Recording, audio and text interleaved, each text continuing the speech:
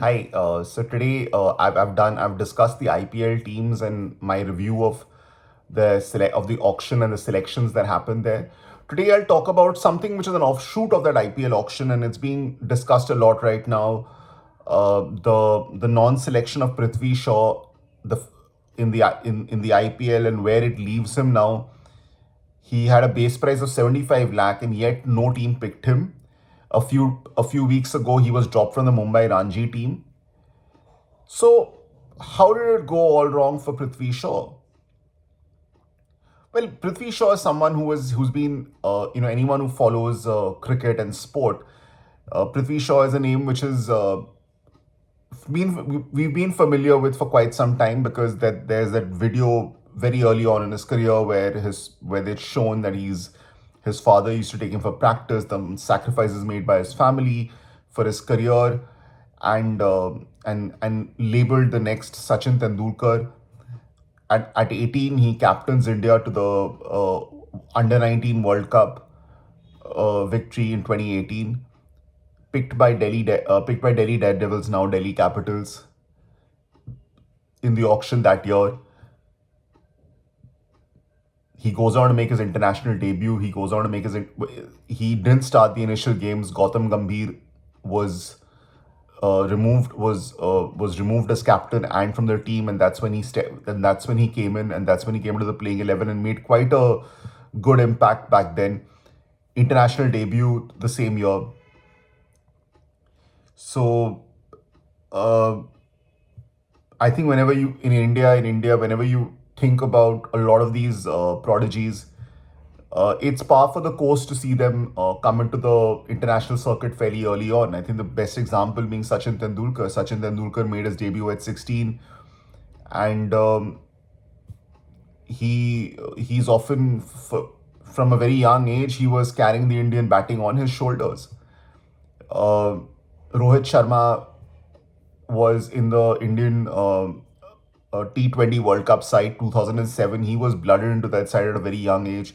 Virat Kohli was picked in 2000 and Virat Kohli was picked in 2008 for a ODI series, and it was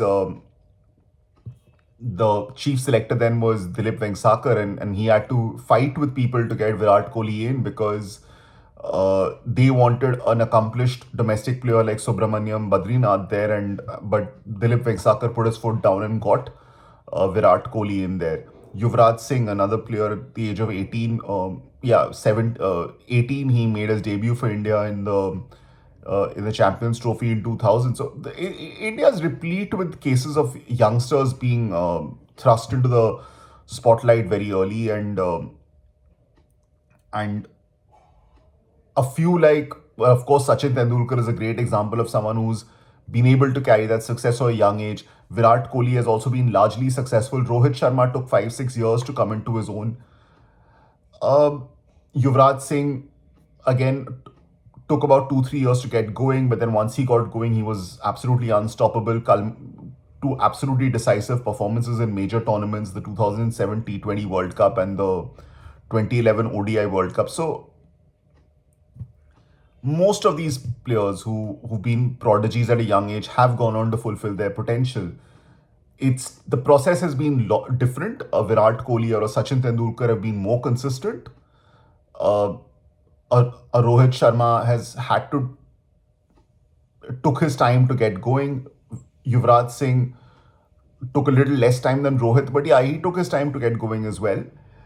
Uh, but but these are all talents, and Prithvi Shaw obviously they felt he was in that same category. I remember when he got his debut for India in 2018.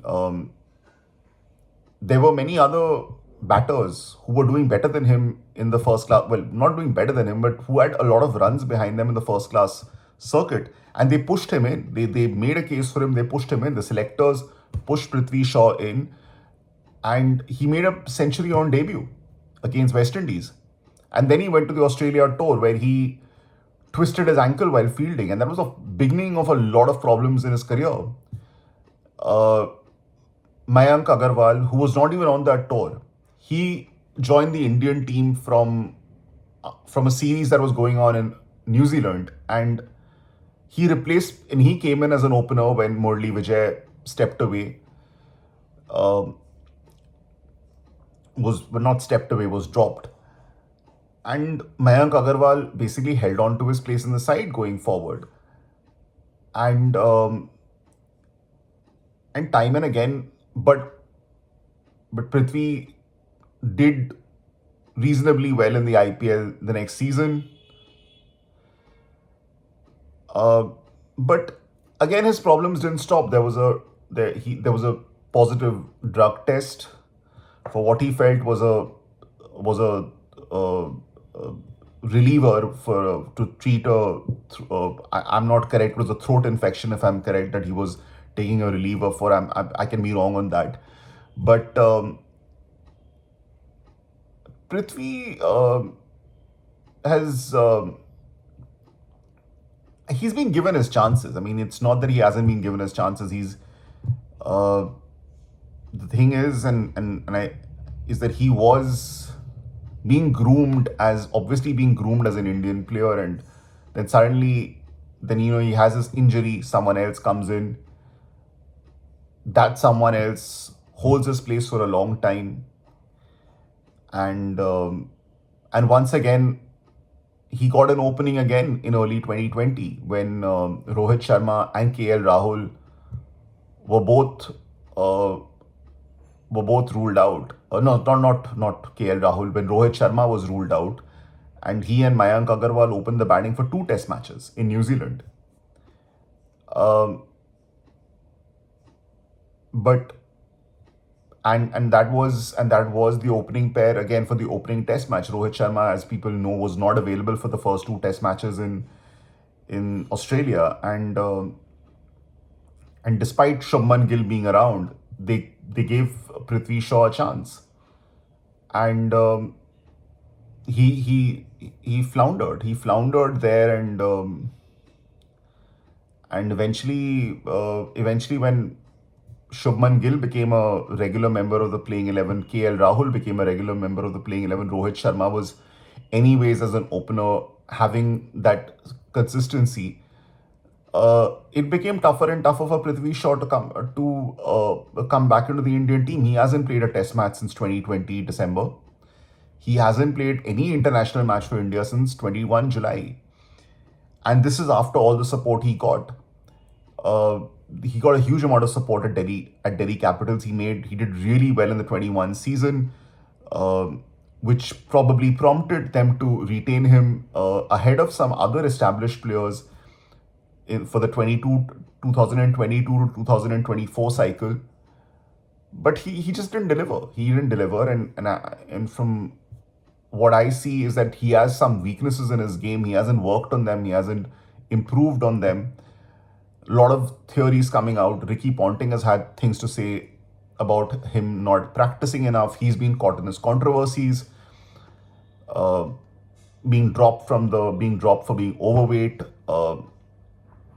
Mohammad Kaif has the assistant coach of Delhi Capitals, when he was playing there, had said that they dropped him the day before, but they came and they picked him the next day, and because they felt that he was absolutely capable of being a match winner, and he turned out to be a match winner on a few occasions.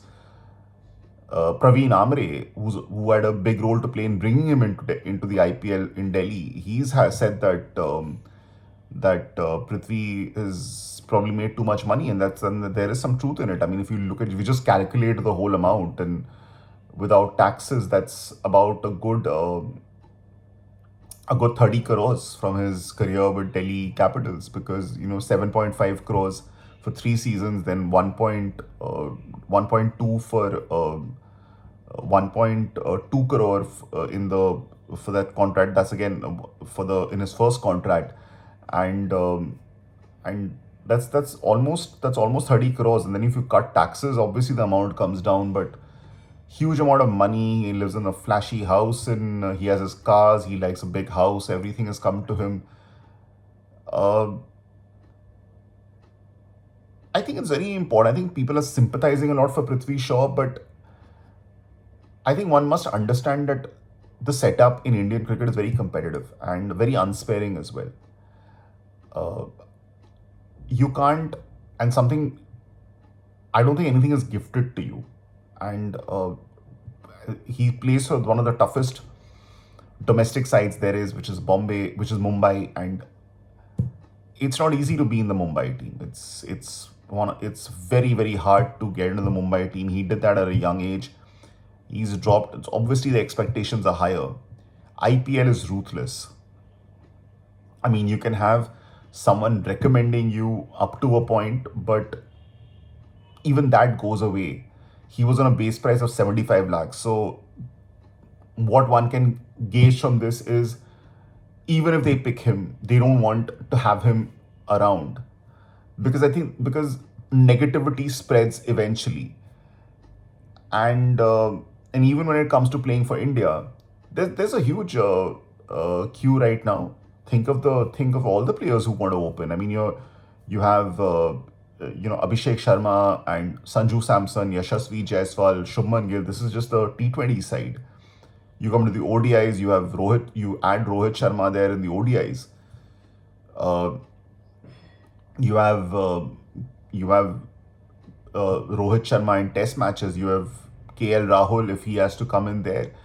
Uh, there is a huge queue. Then you also talk about some of the other players in some of the other players in the IPL. So many opening options.